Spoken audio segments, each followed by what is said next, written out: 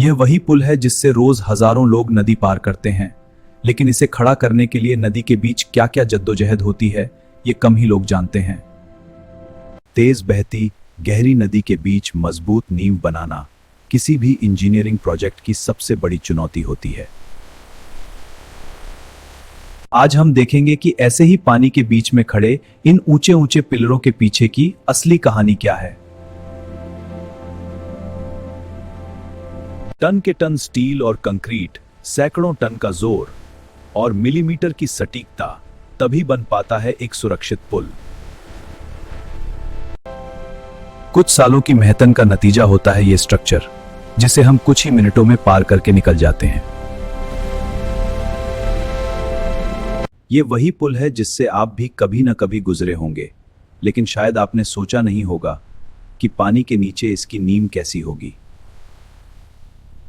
इस वीडियो में हम पूरे प्रोसेस को आसान भाषा में समझेंगे, नीचे की मिट्टी से लेकर ऊपर की सड़क तक।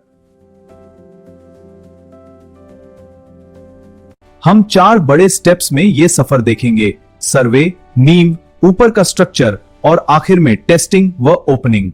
शुरुआत होती है कागज पर, जहां हर कॉलम, हर बीम और हर बोल्ट की जगह पहले से तय कर दी जाती है। प्लानिंग में यह भी देखा जाता है कि पुल शहर की ट्रैफिक, बिजनेस और लोगों की रोजमर्रा की जिंदगी को कैसे आसान बनाएगा। कंप्यूटर मॉडल से हर जगह पर आने वाला लोड चेक किया जाता है, ताकि पुल आम दिनों से लेकर बाढ़ के मौसम तक हर हाल में टिका रहे। और जब कागज पर सब कुछ फाइनल हो जाता है, तब शुरू होता है असली खेल, नदी के बीच में कंस्ट्रक्शन। सबसे पहले इंजीनियर नदी की गहराई, चौड़ाई और बहाव की दिशा का डिटेल सर्वे करते हैं। स्पेशल उपकरण से नदी की गहराई और नीचे की प्रोफाइल को डिजिटल मैप पर रिकॉर्ड किया जाता है। फिर पानी के नीचे की मिट्टी के सैंपल लिए जाते हैं, ताकि पता चले कि नींव के लिए कौन सी टेक्निक इस्तेमाल करनी है। लैब में इन्हीं सैंपल्स पर टेस्ट करके तय होता है कि पाइल कितनी गहराई तक जाएंगे और कंक्रीट कितना मजबूत होना चाहिए। इन रिपोर्ट्स के आधार पर पिलर की लोकेशन, फाउंडेशन की टाइप और कंप्लीट लेआउट फाइनल किया जाता है। यहां तक सब कुछ मिलीमीटर लेवल की सटीकता के साथ प्लान होता है, ताकि आगे चलकर कोई गड़बड़ ना हो।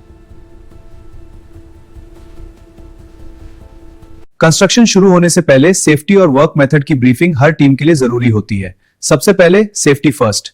एक्सकावेशन से पहले हैजर्ड रूट्स और इमरजेंसी एग्जिट्स कंफर्म करें। फिर साइट पर सेटअप तैयार किया जाता है: अस्थायी सड़कें, वर्कशॉप और पानी पर तैरने वाले प्लेटफॉर्म। पानी के ऊपर काम करने के लिए सबसे पहले फ्लोटिंग प्लेटफॉर्म और बार्ज की मदद से एक वर्किंग फ्लोर तैयार किया जाता है। इन प्लेटफॉर्म को मजबूती से एंकर किया जाता है, ताकि तेज बहाव में भी ये अपनी जगह पर टिके रहें। कई बार नदी में मशीन पहुंचाने के लिए अस्थायी स्टील ब्रिज या जेट्टी भी बनाई जाती है।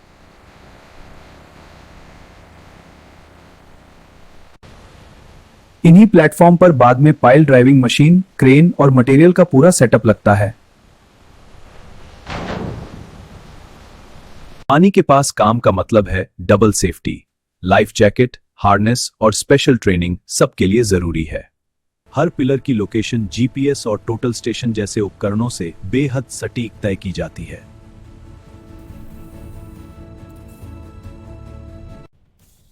प्लान पर बने ये छोटे छोटे डॉट असलियत में कई मीटर चौड़े और दर्जनों मीटर गहरे स्ट्रक्चर बनने वाले हैं।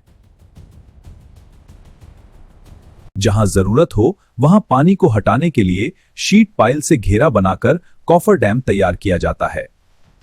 इन शीट पाइल्स को गहराई तक ठोंककर एक टाइट वॉल बनाया जाता है, ताकि अंदर से पानी निकाला जा सके।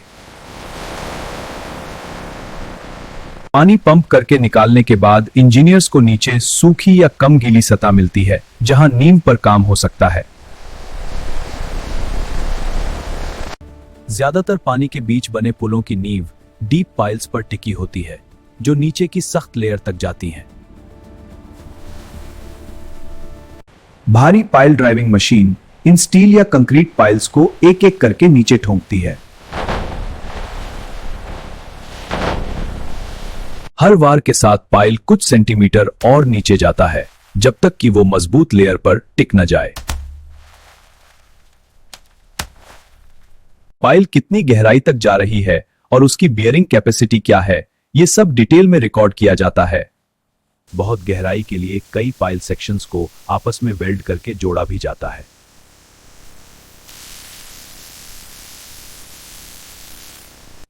एक पिलर के नीचे अक्सर कई पाइलों का ग्रुप होता है जो मिलकर पूरा लोड उठाते हैं। कुछ प्रोजेक्ट्स में प्रीकास्ट कंक्रीट पाइल पहले यार्ड में बनाए जाते हैं और फिर साइट पर इंस्टॉल होते हैं। पाइल इंस्टॉलेशन के बाद इनके टॉप को काटकर बराबर लेवल पर लाया जाता है।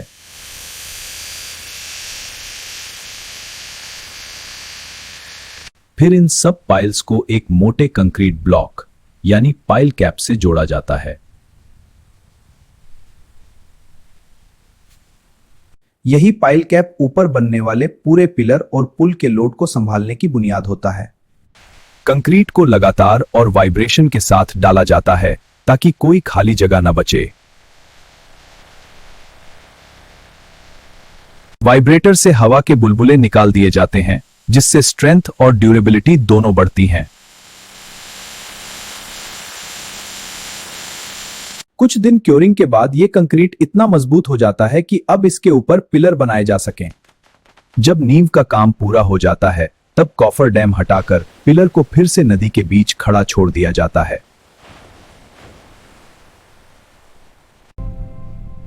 यहीं से पुल के असली खंभे ऊपर की तरफ बढ़ना शुरू करते हैं, जिन्हें हम दूर से देखते हैं।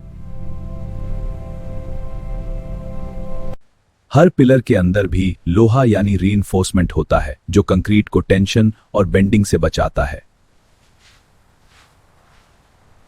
स्टील केज के चारों तरफ शटरिंग लगाकर कॉलम का सांचा तैयार किया जाता है। ये वैसे टाइट कर दो। हाँ कर रहा हूं। ठीक है, अब ये वाली प्लाई लगाओ। फिर कंक्रीट पंप की मदद से इन ऊंचे कॉलम्स में डाला जाता है, कई बार दर्जनों मीटर ऊपर तक। सही क्योरिंग और समय के बाद शटरिंग हटती है और हमारे सामने आता है तैयार कंक्रीट पिलर। ऊपर की साइड इन कॉलम्स को एक और बड़े ब्लॉक यानी पियर कैप से जोड़ा जाता है। पियर कैप पर फैलता ये स्टील का जाल बाद में पूरे ब्रिज के गर्डर्स को संभालेगा। ठीक नींव की तरह यहां भी कंक्रीट की क्वालिटी और कॉम्पैक्शन पर खास ध्यान दिया जाता है।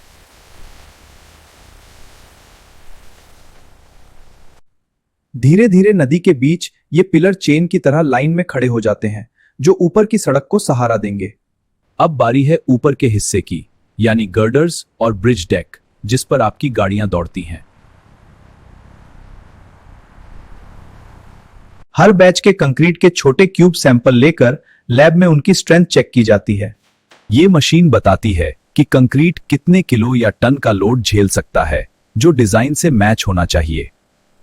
स्टील बार की क्वालिटी, डायमीटर और ग्रेड भी डॉक्यूमेंट और टेस्ट रिजल्ट के साथ कंफर्म की जाती है। सेफ्टी टीम रोजाना चेक करती है कि कोई वर्कर बिना गियर के पानी या ऊंचाई के पास काम न कर रहा हो। ऊंचाई पर काम के दौरान सेफ्टी नेट और लाइफलाइन लगाई जाती हैं ताकि किसी भी हादसे का रिस्क कम से कम रहे।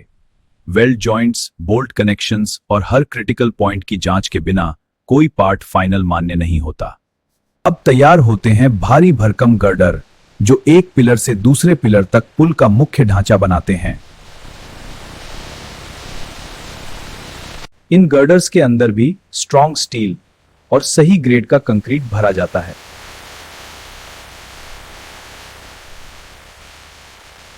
तैयार गर्डर्स को बड़े ट्रेलर या बार्ज के जरिए पियर की लोकेशन तक ले जाया जाता है। फिर मिलीमीटर के हिसाब से अलाइन करके इन्हें पियर्स के ऊपर बिठाया जाता है।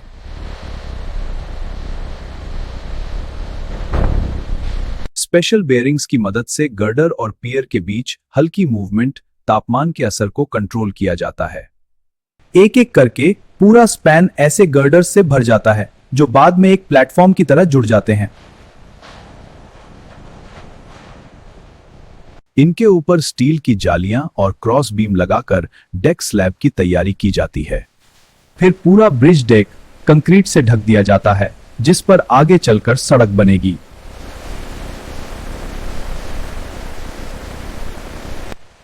क्योरिंग के बाद डेक पर डामर या कंक्रीट रोड की लेयर बिछाई जाती है जिससे गाड़ियां स्मूथली चल सकें। साइड में safety railing, light pole, drainage और केबल डक्ट जैसे सारे डिटेल्स भी इसी स्टेज पर लगाए जाते हैं।